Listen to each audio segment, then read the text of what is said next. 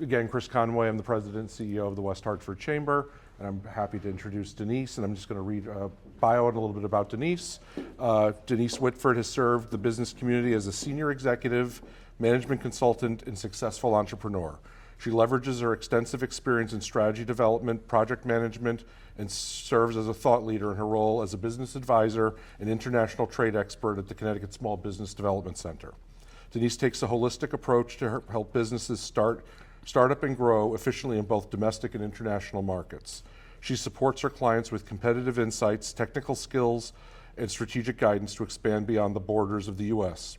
This work includes developing export businesses plans, adjusting working capital position, expanding workforce capacity, and refining market strategies across a wide variety of industries.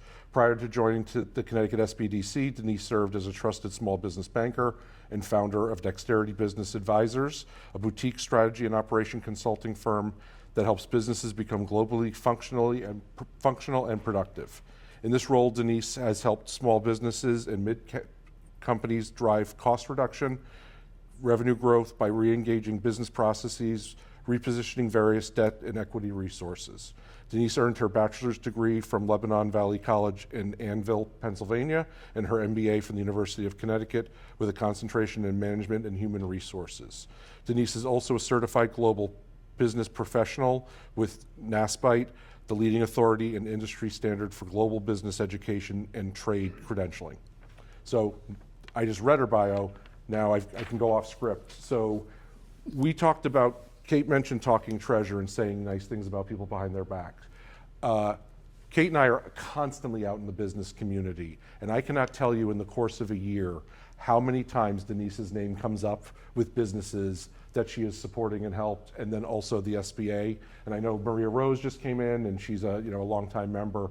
But without knowing that this event was going on today, one of our members reached out to me with a question, and as a follow-up, she was saying, I also wanted to follow up on something. I reconnected with my SBDC business advisor, and through a little work that they were doing, I'm now going to be able to get a certification that I've been really working toward, and it was really because of the work that the Connecticut SBA did with them. She did not know that you were going to be here tonight. She did not know that this event was happening, so that was just an organic thing that we hear all the time. So thank you for the work you do, and we look forward to hearing what you actually do to possibly benefit these people. Great, thanks so much, Chris. Really appreciate that. And I'm flattered. As I said earlier, I've been around. I think that was a fancy bio that my marketing department put together, and I'm so grateful for it, but that's a way to say I've been around. What didn't get in there is, in a summary, is I started my career in banking and law, and I really wanted to be a marine biologist, but thank goodness they dropped the program and I moved in through the business tract and the business behavior tract. And when I came to Connecticut, I came to visit my boyfriend. Gosh, what year ago was that? And next week, it'll be 40 years we've been married together. So I think my father was mad at me for a very long time because I had this great job at Pfizer Permanente, and I was supposed to go to Pfizer, and I ended up doing banking. And that led me through my career in business, economic development, and where I'm at today with the SBDC. And I say that I drank the Kool-Aid in a fun way to turn a really odd situation into something very positive. I work very hard to get to a yes. And if you didn't guess that in my bio, the journey doesn't go like this in your career or your business. It zigzags, it loop-de-loops. Sometimes it's a bowl of spaghetti. And what I'm going to share with you today is going to be a little bit about the 43, probably 45 years. I think I have a typo on there, but we've been around since the 80s. We started off at UConn. We went for a small stint over to CCSU. I was the consultant that brought the SBDC back to UConn. And at that point, I thought I was going to make my exit, and they asked me to stay. And so I chose the role not to lead the organization as the director. I chose the option to stay out in the field with all of you, because that's really where my heart is. My husband and I own a business. My son owns a business. He was featured on NBC. And my daughter was a chef for a very long time. So I think it runs through my blood in some way. So some folks say to me, like, some of my colleagues that are sitting here and some of my clients that come in is, how do you know all that you know? I love this job. And so do my colleagues. And when we start thinking about what it is that we do, we reach out at no cost to our clients. And we provide private, confidential, professional service. And what that service revolves around, I'm going to share with you in a few moments. But I want you to know that we come together as a cooperative agreement. I joke that we say Uncle Sam, Uncle Ned, and the house that we live in. The SBA is a federal entity that provides over $1 million for our organization. The state of Connecticut matches that at about $1.25 to $1.50. It's a match. And then we're embedded within the School of Business at UConn. And what that does is it provides multiple grant sources so that, yes, we have to do legislative reports to demonstrate what we're doing and how we do it, but not one of your pieces of information are ever released. We try very hard to protect your confidentiality, and there's this little code when you start your business called your NAICS code, your North American Industrial Code, and that legislative report goes out so Uncle Sam and Uncle Ned and the house that we live in know how many clients under what business industry and sector come to us for what types of help. And some of that help comes into the way of how we have to be treated nationally. For the first time in the history of the SBDC in Connecticut, we were credentialed with a specific accreditation that is a national standard when we came back, and I was proud to be part of that team that got us credentialed for the first time. And that means our standards aren't laissez-faire. We meet a national standard so that you know when you're coming to us, our folks are trained, they're onboarded, they're professional with a set of tools that definitely work, and we have a proven track record. That's why we do the legislative reports. The impact to you as the taxpayer is critical for our survival and ongoing success. Some of the advisory services that we provide, again, there's a lot of startups that come to us. So you mentioned you're excited. I love working with startups. And knowing they have a good advisory team together is even more critical. Someone that comes in and kicks the tires and says, I think I want to make tables and chairs, and next week they want to develop a cure for cancer, is going to be somebody that we're going to say, you got to get structured. Who's your team? What's the problem you're solving? How do you go through that? We have tools to help them go through their marketing strategy, their market analysis. We also look at where they're going to finance it. Is it coming out of their pocketbook? Are they going to be getting other investors? Are they going to be going for grant money? Are they going to try to be bankable and go to a loan? Crowdfunding, you name it, that's part of what we do in raising debt and capital or equity. And then we start thinking about, once they're in business, have they thought about how they protect their intellectual property? How about those awful people that send you all those scams on your text and your websites and all of your emails? Cybersecurity, protecting yourself and your intellectual property. And that means getting to the USPTO. I'm going to use acronyms. I apologize in the beginning. I will stop and try to remind myself. U.S. Patent and Trademark Office, USPTO. Financial analysis, I'm a former banker, and if I don't have a calculator in my hand at least 6 hours a day, I start trembling. It's like a withdrawal symptom. But I have to say that my team teases me, and you know it, I can make financials sing Alleluia in 6 languages. I don't know 6 languages, but the math is multiple languages. When we start thinking about how you look at financials and working capital, cash flow management, I'm going to show you that in a little bit and how we do that. And as we discussed earlier in my introduction, I am the only certified global business professional in the state of Connecticut right now. We used to have 3. I have a specific credential that enables me and my team to understand a lot about building market penetration in the Connecticut state, within our region, within our nation, and taking those products and services and properly exporting them.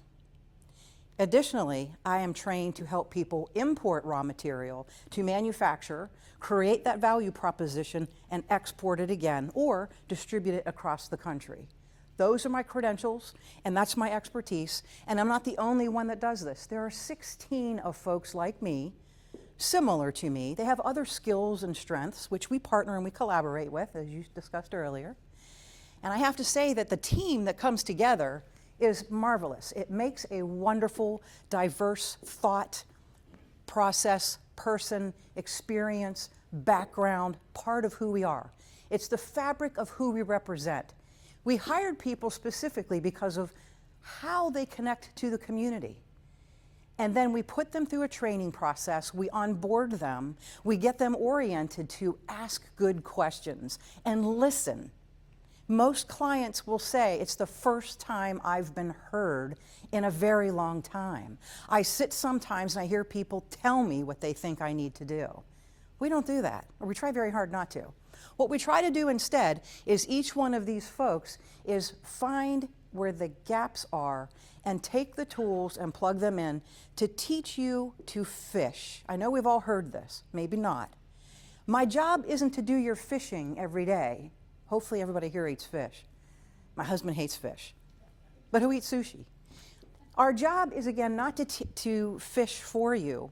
We can demonstrate that, but the job is to teach you to fish and different methodologies. We meet you where you need to be met. If you can't meet face-to-face, or we can't, we can meet you on Teams, we can meet you on GoToMeeting, Zoom, Google Meets, you name it, the platform, we can get into it and we can do it. The other part of it is everybody learns differently. You might not need to use QuickBooks, and I know everyone, I don't want to put anybody down for Intuit QuickBooks, but sometimes when you're starting your business, you need a simple Excel spreadsheet. Let's just get you going at low cost or no cost. There's some free things. If you have a laptop and you have Intuit or Microsoft products, you got free forms in there and they don't even know. I will spend 30 minutes to an hour and a half sometimes with somebody and teach them how to find their forms and do them for free. Creating a logo, getting it on there, making it look professional. That's what they do. I don't believe in showing tools without demonstrating first how we do what we do. And so that's why I'm putting this up here. This particular client needed to launch a business. And what we ended up doing with her is that gentleman used to be an advisor. He is now our associate director. That's Stephen Samea. And he helped look at strategically helping this client put the business plan together, the market research and financial projections so that she could go to a bank and get funding. But those marketing strategies, who's her target? How's she going to reach them? Is it going to be virtual, billboard, radio, television, magazines? How's she going to do that? What channels is she going to get out there? And then looking at the product and the service that she was doing, does it make sense? Is there traction? Will people come to find you and buy from you? And then once she was opened, I always use this example, and sometimes I assume you know, but does everybody know Subway? So Subway has a methodology, and they were one of the first ones in the gate to do this. You ever notice when you walk in a Subway, you usually go to the opposite end, and you pick out everything you're going to have, so you pay, get your drink, and leave. That's called efficiency, operational efficiency. Those types of things is what we looked at and how we drove that business to help her open and grow. This young lady was nominated Business Person of the Year by the SBA and one of our advisors. She started during COVID. And what she did was she was bored and she wanted something to do, and she started baking sourdough bread and gluten-free products. And she couldn't have interaction, there was no place to sell it, so she put a pickup box on her porch and all online, and she started a bakery. And people would place orders because she only had so much capacity. We helped her put that together using the town that she lives in, making the liaison and the relationship and the conversation legitimate with the town clerk to get her registered, with planning and zoning and the health department to make sure she was properly registered as a cottage business. After COVID started getting resolved with vaccines coming out, she was literally bursting at the seams. We helped find a location. She needed a capital. The advisor worked with her on her financial analysis, the business strategy, and the implementation. Just having a plan and a strategy doesn't make you bankable, but helping her communicate to the bank how she was going to implement that strategy. And then she's over 30 employees. She keeps growing. Now think about that. She started during COVID 2021, and she's already up to 30 employees. That's a lot of bread. Pun intended. So when we start thinking about how you get people in there, there's training dollars out there. And it was the connectivity of the people that we work with at Workforce Development and the Department of Labor. And I talked about the regulatory support. There's also support when you leave your cottage business and you become a business in the community, like many of you want to have a brick and mortar. There's regulatory with FDA in some cases, depending upon the food, USDA, health departments. There's a variety of things depending upon your product and your service. And we walked her through that. Yes, that's me. Jeff was Veteran-Owned Business of the Year 2 years ago. He owns an awning company. And again, I want you to understand, privacy and confidentiality is critical to us. These folks signed off and authorized us to do press releases and talk about them, shamelessly talk about them. So that's why you're seeing them tonight. he had an awning business and he was going through a growth strategy. And I lucked out. This is one of my favorite clients. Not the only one, but he's one of them. He's just got a great personality. He served our country for many years and great customer service, phenomenal team. But we worked to refine and develop a validation about his business. How much more could he do? Now, he'd been in business 10, 20 years.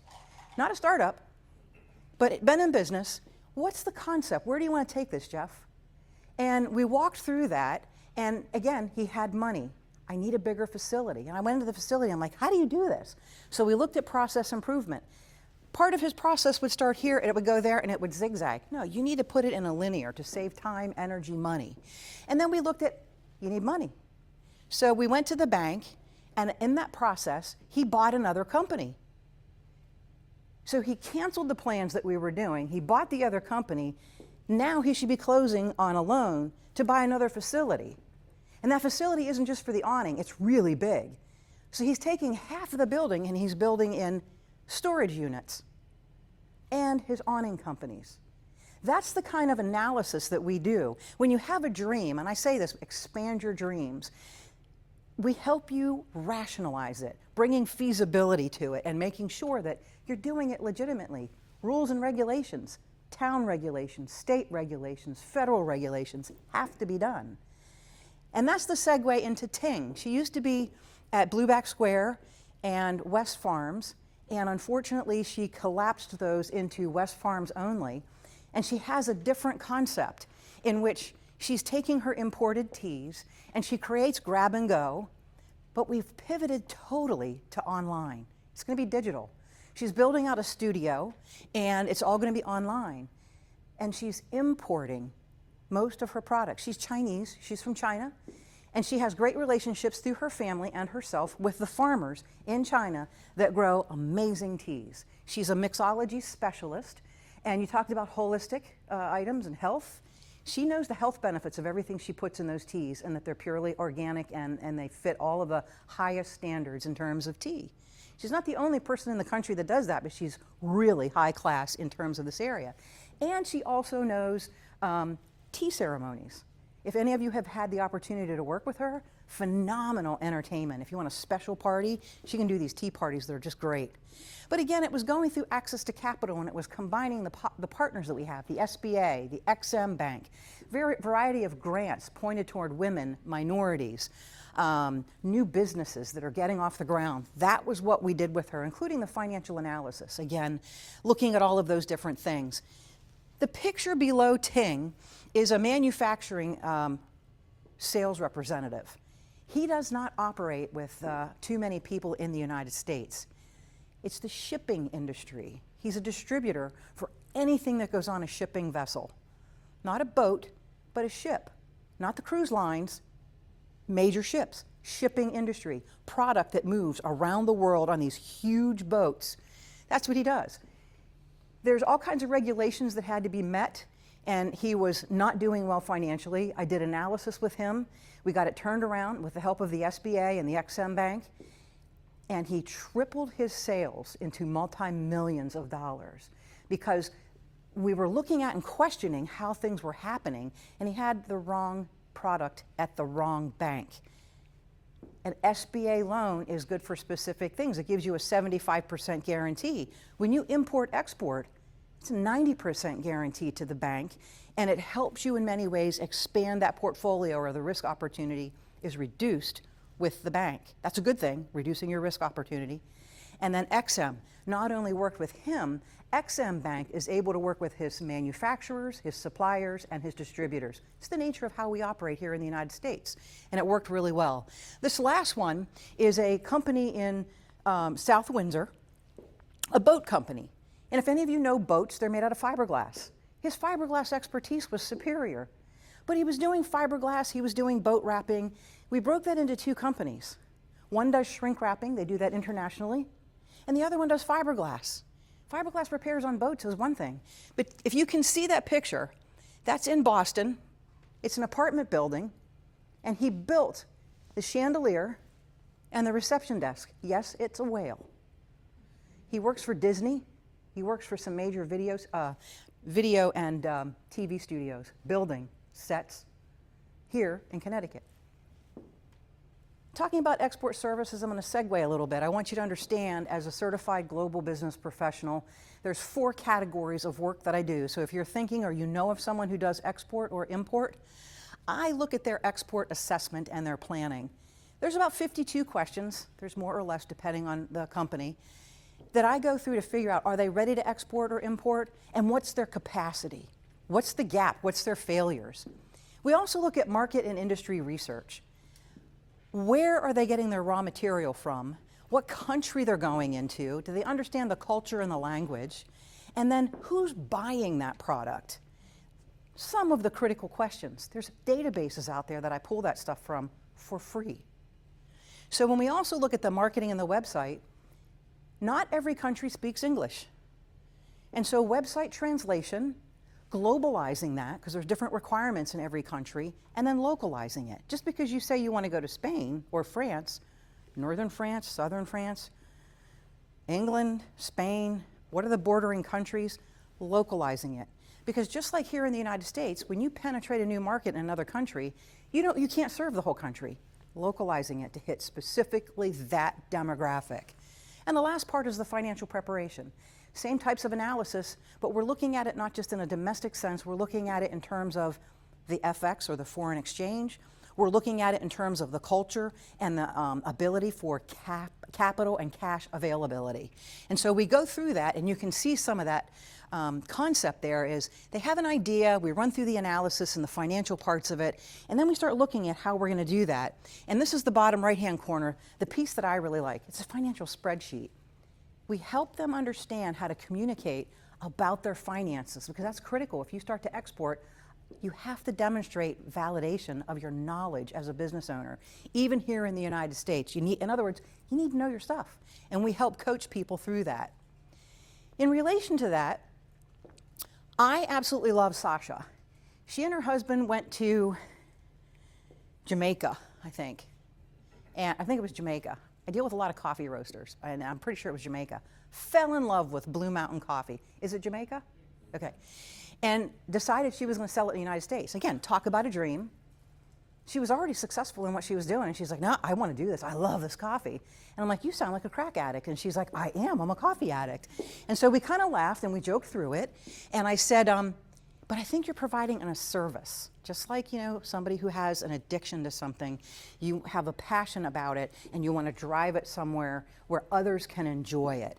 And the risk management in terms of putting a ton of money out there and moving into a whole different field, leaving something that was fine, and looking at how she could work that, not just consumer and business to business and business to consumer, but can she do procurement?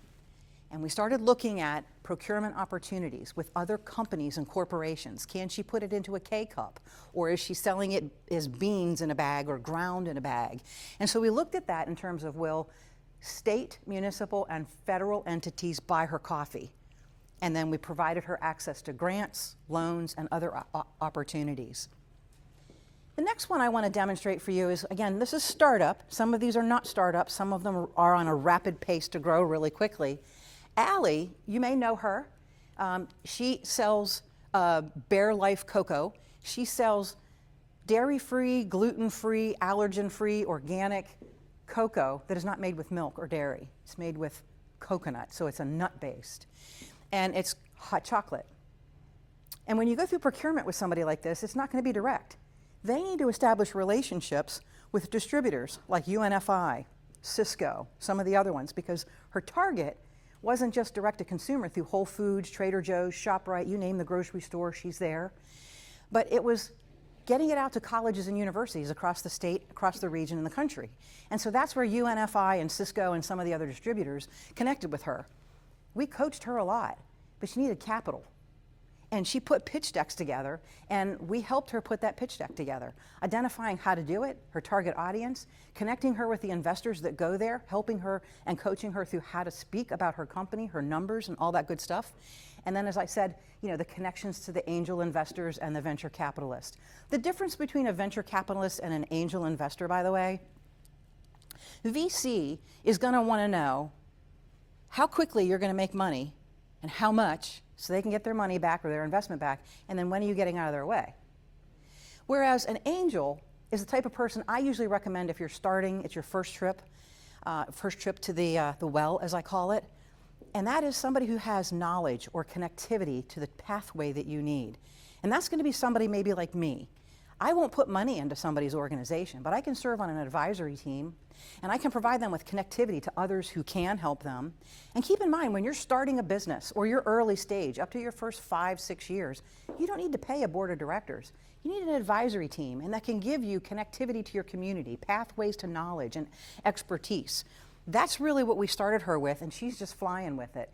She's probably doing a couple $1 million in sales right now. I'm just projecting that. I don't know the data, but I have to say, and I don't want to share it, but I can guarantee you she's very successful. I just keep seeing her more and more and more. She started with 1 or 2 Whole Foods grocery stores. She's in multiple regions now. She's doing real well. Now, I've been talking about a lot of startups, and I interject here and there about a little bit more complexity, but I want you to understand that there is no industry that is different from us. We touch all industries.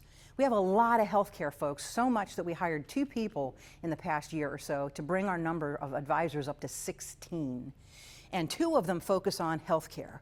These folks are ones that are either starting their private practice. I know you mentioned that you had, just recently, maybe a couple of you just started this as your first meeting. And that's really getting the structure of what you need to do, the direction you need to go. How do you get your ERPs, all of the software, the computer stuff, your staff, your vendors, your suppliers? That's a lot of work. And then HIPAA, working with insurance companies, getting reimbursed. So these folks came to us for different reasons. An eye doctor in the top right-hand side, an optometrist, decided to be on her own and move forward. She's incredibly good. There's other optometrists, some of them focus on pediatrics. I think you guys did the grand opening with them. And then we have mental health. Georgia was a consultant. She was doing a whole bunch of really good things in the healthcare industry. She was a consultant, and she pivoted. She said, I think I can put a model together that's really going to set the world on fire. And she has. I think she's got probably like 25 or 30 people now working as 1099 consultants with her, driving the healthcare system, focusing on women and minorities because they have different types of challenges than mainstream healthcare providers and mental health were providing for them. And she tapped into that and is doing phenomenally well. And then Jeremy Bronin. He was a partner with somebody. The partners decided to leave. He carried the business on. How many of you have elderly people in your life that you care for? Do you know that the #1 reason of injuries, #1 reason injuries, am I saying that right? It's a very long day. The #1 reason for injuries with healthcare providers, especially with the elderly, is back injury. And you know how that generally happens? Lifting. And it's not always lifting them lying down prone. It's sitting on a couch, sitting on a toilet, trying to raise them up without injuring them. It's also the reason that he and his partner created the toilet lift that they did. It is not like any other toilet lift. It is spring-loaded, and no, it is not like you see the ejector seat in a rocket that you eject out. It's pressure-loaded that it slowly goes down, and it's engineered to, when it's released, to come slowly back up. But imagine, if you have back or hip or knee issues, you know it's very difficult to get in any sitting position and then standing or standing to sit. Very difficult. That has been a lifesaver. One of them was caring for the grandmother and was living with her. And he said, I gave her back her life. She has humility and she has independence.